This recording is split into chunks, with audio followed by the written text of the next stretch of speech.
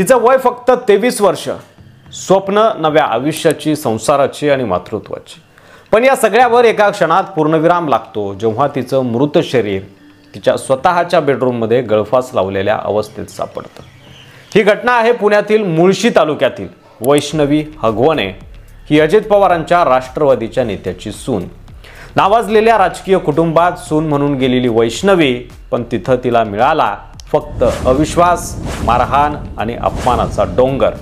राजेंद्र हगवणे राष्ट्रवादी काँग्रेस अजित पवार गटाचे नेते आणि त्यांच्या मुलाच्या लग्नात म्हणजे त्यांच्या या सुनेचं लग्न फॉर्च्युनर गाडी, 15 तोळे सोनं आणि चांदीची भांडी घेऊन ठरवण्यात आलं. सनीज वर्ड सारख्या आलिशान ठिकाणी थाटात लग्न झालं, पण या लग्नात प्रेम रवतं, होती ती सौदेबाजी. ऑगस्ट 2023 वैष्णवी गरोदर होती. पती शशांकला ही गोड बातमी सांगितली, पण त्याचं उत्तर काय होतं माहिती आहे? हे बाळ माझं नाहीये, तू दुसऱ्या कोणासोबत संबंध ठेवलेस. या एका आरोपानं तिचं आयुष्य उद्ध्वस्त झालं.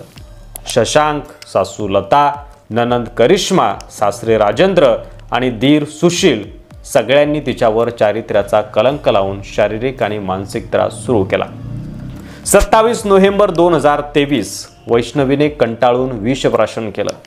तिला वाचवण्यात आलं, पण तिचं दुःख, वेदना आणि हतबलता कुणीच समजून घेतले नाही. सासरचे कुणीच तिच्या हॉस्पिटलच्या उपचारादरम्यान तिथं उपलब्ध नव्हते. आई, मला पुन्हा त्या नरकात पाठवू नकोस, पण पुन्हा तिला त्या घरात पाठवण्यात आलं. केवळ 15 दिवसानंतर शशांकनं तिच्या माहेरी 2 कोटींची मागणी केली जमीन खरेदीसाठी. पैसे मिळाले नाहीत तर त्यानं थेट धमकी दिली वैष्णवीला की तुझ्या बापाला काय भीक लागली आहे का, मी तुझं अख्खं खानदान संपवून टाक. 16 मे 2025 शेवटचा दिवस.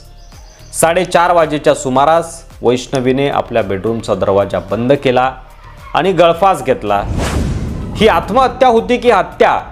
कारण गळा आवळल्याने मृत्यू झाला हे जरी खरं असलं तरी सुद्धा शरीरावर मारहाणीच्या खुणा आहेत आणि रक्त साकळल्याचे डाग आहेत असं शवविच्छेदन अहवालात समोर आलंय. नातेवाईकांचा ठाम संशय आहे की ती हत्याच आहे. आता हे पहिलं प्रकरण नव्हतं. हगवणे यांच्या मोठ्या सुनेनं नोव्हेंबर 2024 मध्ये पोलिसांत तक्रार दिली होती. सासरे राजेंद्र यांनी तिला कपडे फाटेपर्यंत मारलं, अश्लील वर्तन केलं, पण तेव्हा कारवाई झाली नाही कारण राजकीय दबाव होता. शशांक, सासू लता, ननंद करिश्मा आता अटकेत आहेत, परंतु सासरे राजेंद्र हगवणे आणि दीर सुशील अजूनही फरार आहेत. राजकीय दबाव आजही काम करत आहे का? किती वैष्णवी अजून हुंडाबळीच्या शिकार ठरणार आहेत? पद, पैसा आणि राजकीय दबाव या सगळ्यांपेक्षा माणुसकी मोठी नाही का? पहिल्या प्रकरणात जर कारवाई झाली असती तर वैष्णवी आज जिवंत असते. यावर तुम्हाला काय वाटतंय? तुमचं मत कमेंट बॉक्समध्ये नक्की लिहा. वैष्णवीला न्याय मिळावा हीच एक अपेक्षा. धन्यवाद.